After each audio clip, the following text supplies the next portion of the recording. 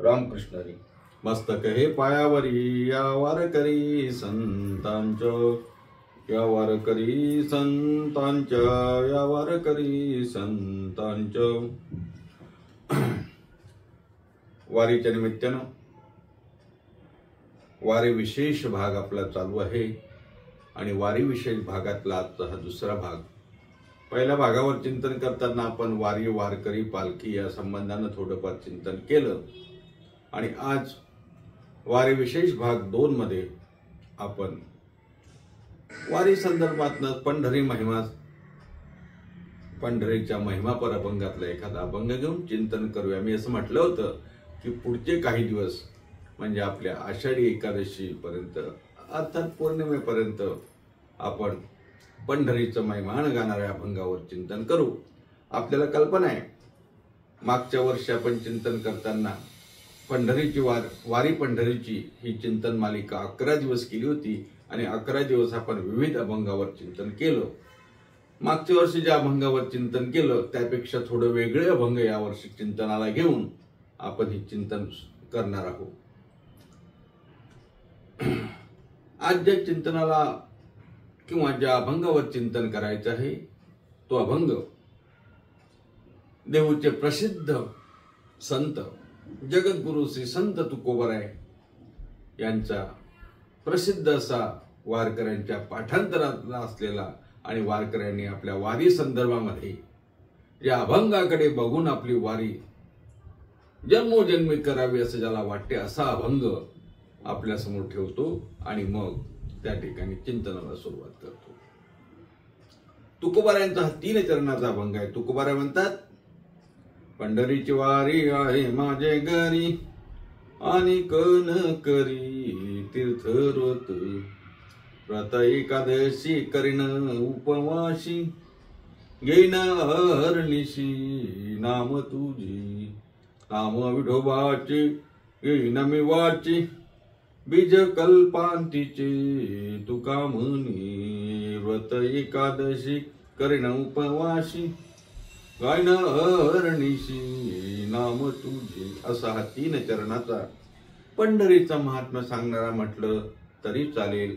तुकोबाराय आपली आत्मप्रौढी सांगण्याचा सुद्धा, आपली कुळाची, आपल्या घराची त्या ठिकाणी मोठेपण सांगतानाचा सुद्धा हा अभंग आहे असं आपण म्हणू शकतो.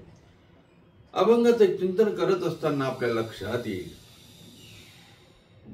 या अभंगातून काय बघा. गंमत अशी असते, आता तुकोबाराय या अभंगातून वारी संदर्भात काय सांगतात किंवा तुकोबाराय स्वतःच्या संदर्भात काय सांगतात हा थोडा एक इथे विषय आहे. हा अभंग निवडण्याचं आजचं कारणच असं आहे की आज एकादशी आहे. या अभंगामधून तुकोबारायांनी वारी सांगितली, एकादशी सांगितली आणि विठ्ठलाच्या नामाचं महत्वही सांगितलं. पुढची एकादशी आषाढी एकादशी आणि आजची एकादशी त्या अगोदरची पहिली एकादशी. आज माऊली ज्ञानोबा कुठे आहेत? माऊली ज्ञानोबा पुण्याकडून सासवडकडे निघाले. तुकोबाराय पुण्याकडून लोणी काळभोरकडे निघाले.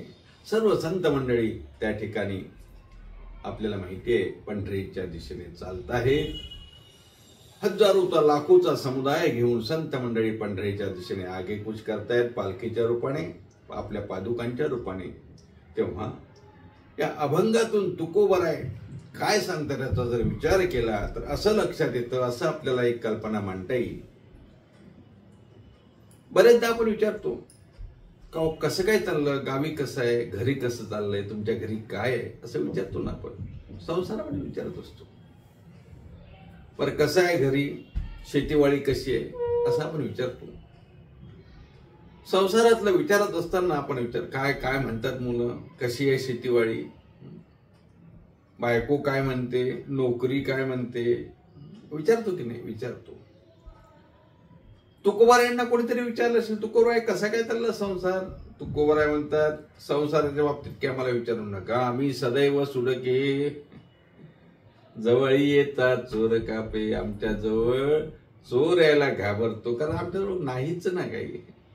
संसाराच्या दृष्टीने तुकोबारायांची स्थिती आपल्याला माहिती आहे की स्त्री ज्ञान न करिता मेली, तुकोबारायांचा संसार कसा होता महाराज आपल्याला माहिती आहे.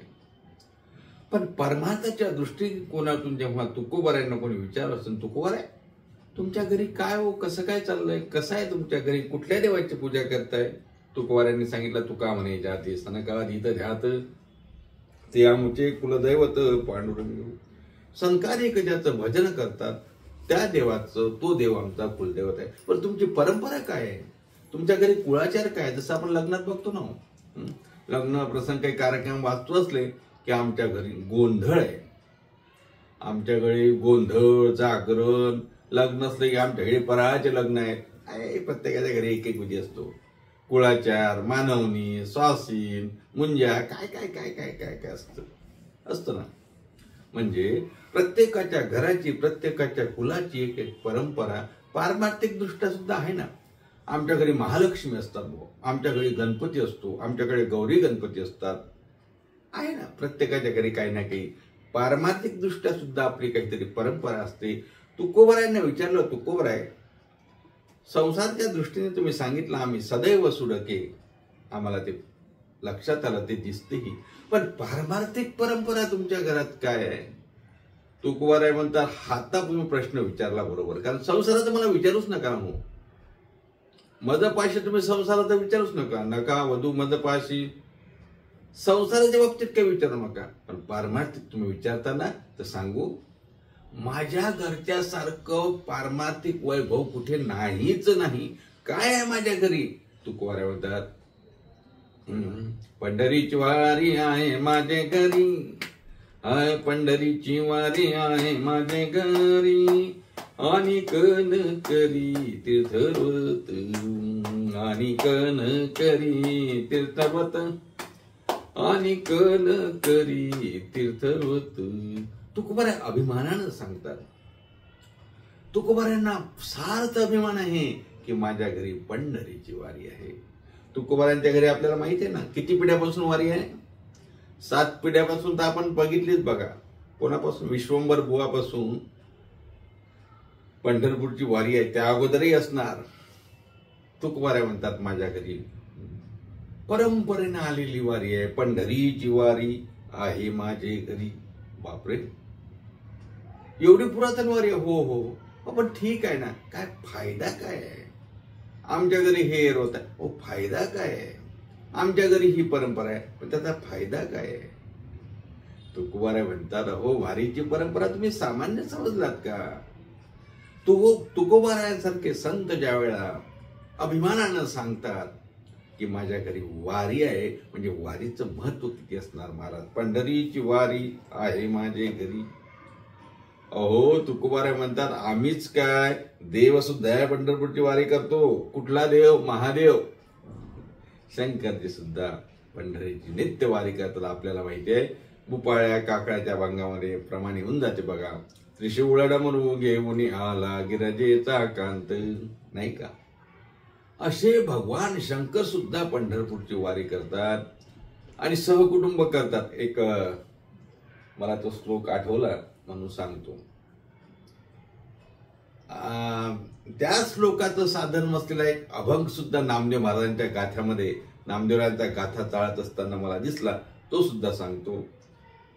महादेव म्हणजे भगवान शंकर जी पंढरीची वारी करतात, त्याचं वर्णन करताना नामदेवरायांनी असं म्हटलं, 11 करालोचन त्याचे 5 मुख, 8 कान देख पुष्पधून, अरत अखंड निरत प्रचंड, उमाळ उदंड उभा फार, 10 पाय चहू चालत ते जाय, नमते गे माय सावज त्या, नाम म्हणे त्याचा अर्थ करी चोख, पूर्वज पातक लया जाय, अरत अखंड निरत प्रचंड, उमाळ उदंड उभा फार.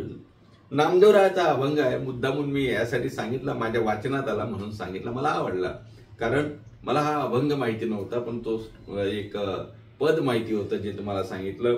दशचरण दयाशी चौपदी चालताय, नवल जोरी म्हणावे 5 म्या देखील ती, विकट नयन करा दोन पुच्छे जयासी, मनुष्य जरी म्हणावे अष्ट करणे तयासी. भगवान शंकराचं वर्णन करताना हे पद आलंय बघा. मी का सांगताय? भगवान शंकर वारी करतात त्या अनुषंगानं हे आलं. दशचरण दयाशी, 10 पाय आहेत.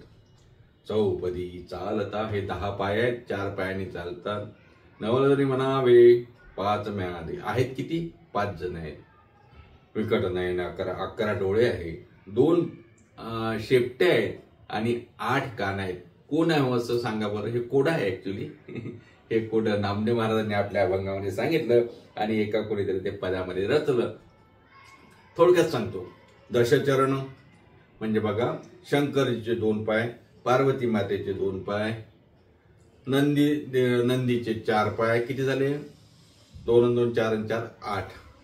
आणि 2 पाय कोणाचे मग? गणपतीचे 2 पाय. दशचरण दयाशी, चौपदी चालत आहे. चौपदी चालतायत म्हणजे 4 पायाने चालते. कोणते 4 पाय? नंदीचे 4 पाय. दशचरण दयाशी, चौपदी चालत आहे. आणि आहेत किती लोक? 5 जण. अरे 5 कसे? 4च सांगितले ना तुम्ही. बघा ना कोण कोण आहे. शंकरजी, पार्वती माता, गणपती, नंदीदेव आणि साप गळ्यातला. नवल जरी म्हणावे 5 म्या देखील येते. विकट नयन करा आणि 11 डोळे. 11 डोळे कसे हो? 5 माणसांना 11 डोळे. भगवान शंकराला 3 डोळे. आपल्याला आपण म्हणतो ना त्रिनेत्र ज्वाळा, म्हणून भगवान शंकराचे 3 आणि बाकी चौघांचे 2-2 म्हणून 8. विकट नयन करा, 2 पुच्छे, 2 शेपटे आहेत. कोणाच्या? नंदी बैलाची आणि सापाची. 2 पुच्छे दयाशी. आणि मनुष्य तर नाही बाबा एवढं मोठं, असं कसं राहू शकते? मग कोण आहे? मनुष्य तरी म्हणावे अष्टकरणे त्याशी. 8 कान आहेत. कोणाकोणाचे 8 कान? माणसं 5, व्यक्ती 5 आणि कान 8. कसे? कारण सापाला कान नसतात म्हणून सापाचे 2 वगळा आणि 4 दोन्ही 8 कान झाले. अशा प्रकारचे वर्णन मी का सांगतोय? विषय निघाला म्हणून सांगितलं. असे भगवान शंकर सपरिवार त्या ठिकाणी पंढरपूरची वारी करतात असं वर्णन आहे. एवढा मोठं पंढरीच्या वारीचं महात्म्य का नित्य वारकरी आहेत, महिन्याचे वारकरी आहेत, चातुर्मासात राहणारे वारकरी आहेत, ती आषाढी आणि कार्तिकीची वारी करतात. संत तुकोबाराय म्हणतात, अशी ही वारी, अशी ही महत्वपूर्ण, अशी ही श्रेष्ठ, अशी ही उत्तम वारी माझ्या घरातली आहे, माझी ती परंपरा आहे म्हणून अभिमानानं सांगतात, पंढरीची वारी आहे माझे घरी. हे बघा, अभिमान कशाचा असावा माणसाला? कोणीतरी म्हटलं गर्व असावा, गर्व नसावा, हवा अभिमान. गर्व नाही, पण अभिमान जरूर असला पाहिजे, स्वाभिमान जरूर असला पाहिजे. आम्ही या भगवंताचे भक्त आहो, आम्ही या विठोबाचे दास आहो, आम्ही पंढरीचे वारकरी आहो, याचा सार्थ अभिमान आम्हाला असला पाहिजे आणि त्यात गैर नाही. तुकोबाराय म्हणतात, ही वारी माझ्या घरी आहे, पंढरीची वारी आहे माझे घरी. का हो तुकोबाराय? म्हणजे तुमच्या घरात फक्त एवढंच आहे? हो, आणखी पाहिजे का? यापेक्षा दुसरं आहे काय जगतामध्ये? पंढरीच्या वारीमध्ये जे सुख आहे महाराज, ते सुख कुठेच नाही. नाचत पंढरी जाऊ रे केळिया, विठ्ठल रखुमाई पाहू रे. पंढरीच्या वारीचं चालत जाताना जे सुख आहे महाराज, त्या सुखाचं वर्णन करताना महाराज म्हणतात, अरे तुम्ही कोण आहे ते बघत नाही. आंधळ्याशी डोळे, पांगळ्याशी पाय. आंधळ्याला डोळे, पांगळ्याला पाय, कोणाला काय पाहिजे तेवढं? हो, एवढंच कशाला? वृद्ध होती तरणे रे. आपण बघितलं ना हो, आज काल पुण्यात बघितलं की नाही? वृद्ध होती तरणे रे. हो, किती 70-80 वर्षाचे म्हातारे सुद्धा या वारीमध्ये नाचतात महाराज. त्यालाच म्हणायचं वृद्ध होती तरणे रे, नाचत जाऊ त्याच्या गावारे केळिया, सुख देईल विसावारे. अशी वारी आणि अशी महत्वपूर्ण वारी, भगवंताची वारी माझ्या घरामध्ये आहे. म्हणून तुकोबाराय सांगतात, पंढरीची वारी आहे माझे घरी. का हो तुकोबाराय? म्हणजे तुमच्या घरामध्ये पंढरीची वारी कशी काय आली? हो, कशी काय आली म्हणजे काय? माझ्या पूर्वजांनी या देवावरती देवाची भक्ती केली, देवाचं ऋण झालं ना हो, देवावरती ऋण झालं त्यांचं. नवे नवे माझा तो हक्क आहे, देव माझी ती वारी हिरावून घेऊ शकत नाही. माझा हक्क आहे, त्याची सेवा करणं मुळात हीच माझी मिराश आहे. तुकोबाराय एका अभंगामध्ये म्हणतात ना हो, माझ्या वडिलांनी माझ्या पूर्वजांनी हे ठेवा मला दिला. माझ्या वडिलांची मिराशे गा देवा, माझ्या वडिलांची मिराशे गा देवा, तुझी चरण सेवा साधावया साधावया, तुझी चरण सेवा साधावया साधावया. माझ्या वडिलांची मिराशे गा देवा, मिराशे देवा, माझ्या वडिलांची ठेव आहे देवा तुझ्याजवळ.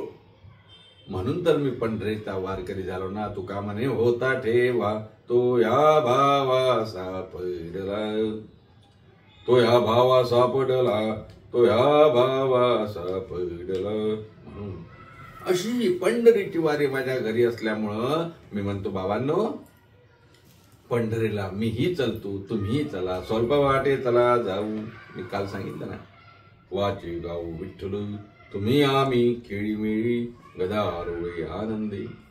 अर्थात पंढरीची वारी आहे. माझ्या तुकोबाराय म्हणतात ही पंढरीची वारी माझ्या घरी आहे. काही लोक याचा अर्थ करताना असा करतात की पंढरीची वारी माझ्या घरी आहे म्हणजे वारी फक्त घरात राहूनच आहे. घरातच आहे हो, कशाला पंढरपूरला जाता, कशाला जाता दूर जन हो येथेच पंढरपूर. पंढरपूरला जायची आवश्यकता नाही, पालखीसोबत जायची आवश्यकता नाही, एसटीनं जायची आवश्यकता नाही. पंढरपुरात जा, चंद्रभागेचं दर्शन घ्यायचं नाही, पुंडलिकाचं दर्शन घ्यायचं नाही, कळसाचं दर्शन घ्यायचं नाही, देवाचं दर्शन घ्यायचं नाही. घरीच आहे म्हणे वारी, पंढरीची वारी आहे माझे घरी, असा काही लोक अर्थ करतात. पण तुकोबारायांना अभिप्रेत असलेला अर्थ तसा नाही. असा जर अर्थ असता तर तुकोबारायांनी सांगितलं नसतं हो. तुम्ही आम्हाला उपदेश केला नसता की बाबा रे या संसाराला आलात ना, तर असं म्हटलं संसाराला आलात ना, घरातच बसा, घरातच पंढरपूर आहे असं म्हटलं नाही ना. तुकोबारायांनी काय म्हटलं, आल्यानो संसारा जा रे पंढरपुरा, दिनाचा सोयरा पांडुरंग.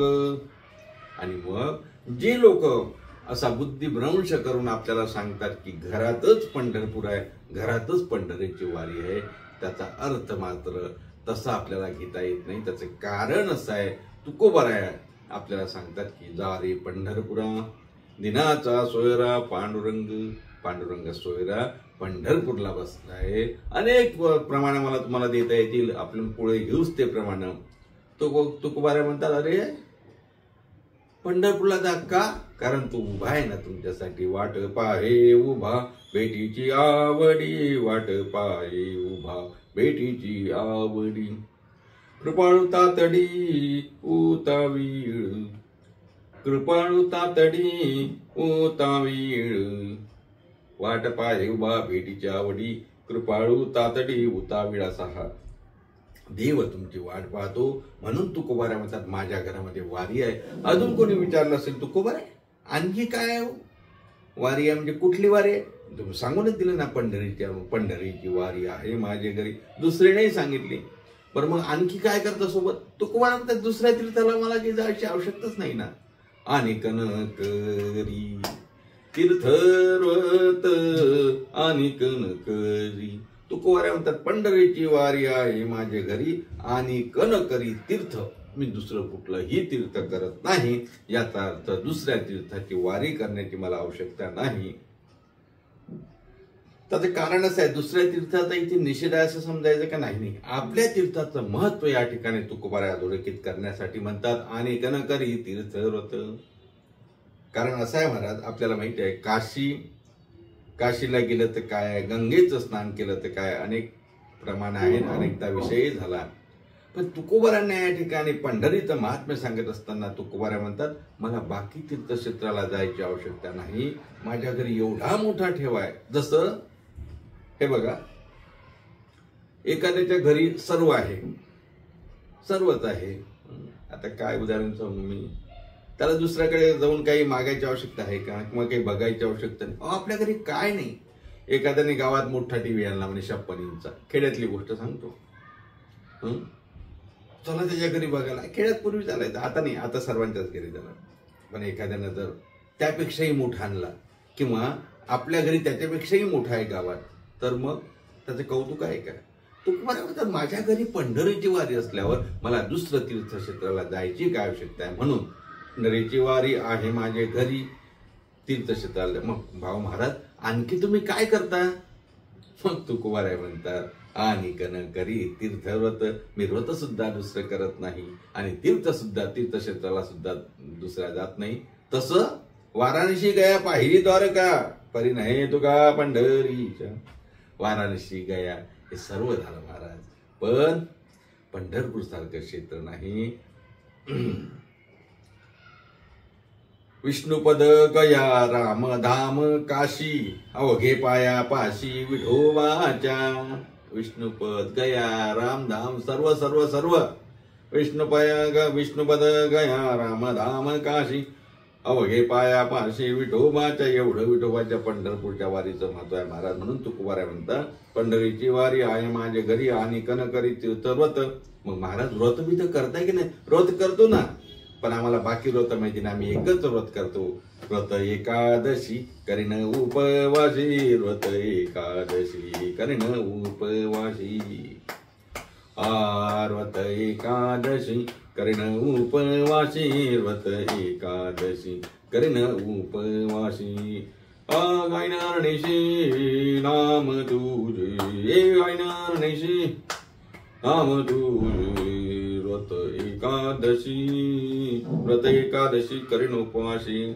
नाम देवा तुझं नाव, देवाचं नाव फक्त आम्ही, तो विषय मी आता पुढच्या भागात घेईल. पण तुकोबाराय म्हणतात मी पंढरपूर तीर्थाची वारी करतो कारण ते माझ्या घरी आहे, परंपरेने आली आहे. पंढरीची वारी आहे माझे घरी आणि कन करी तीर्थव्रत, दुसरं तीर्थक्षेत्राला जायचं कारण नाही, दुसरं व्रतही करायचं कारण नाही. महाराज व्रत कोणतं करतात?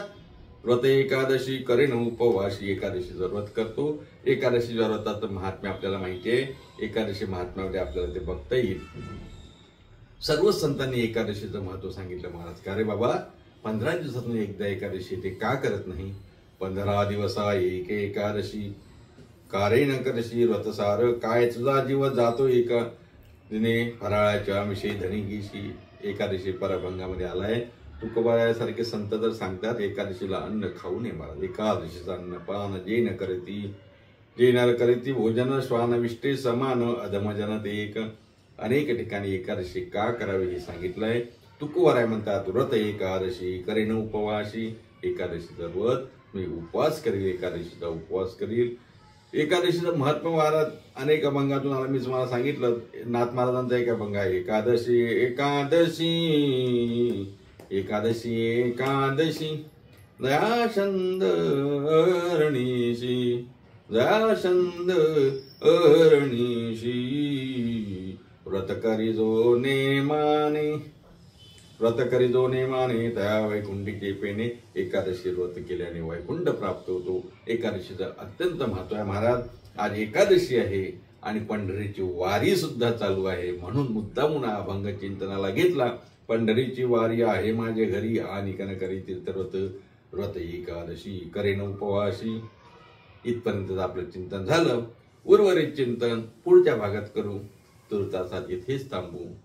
आपल्या नियमाप्रमाणे वारीचे दिवस आहेत, संत महात्म्यांचं भजन करू. निवृत्ती नामदेव सोपान मुक्ताबाई, एकनाथ नामदेव तुकाराम. निवृत्ती नामदेव सोपान मुक्ताबाई, एकनाथ नामदेव तुकाराम, एकनाथ नामदेव तुकाराम. निवृत्ती नामदेव सोपान मुक्ताबाई, एकनाथ नामदेव तुकाराम. निवृत्ती नामदेव सोपान मुक्ताबाई, एकनाथ नामदेव तुकाराम. पुंडलिक वरदे विठ्ठल श्री ज्ञानदेव तुकाराम. दत्तात्रय जनार्दन श्री एकनाथ माऊली ज्ञानेश्वर महाराज की जय. जगद्गुरु तुकाराम महाराज की जय. शांती ब्रह्म श्री संत एकनाथ महाराज की जय.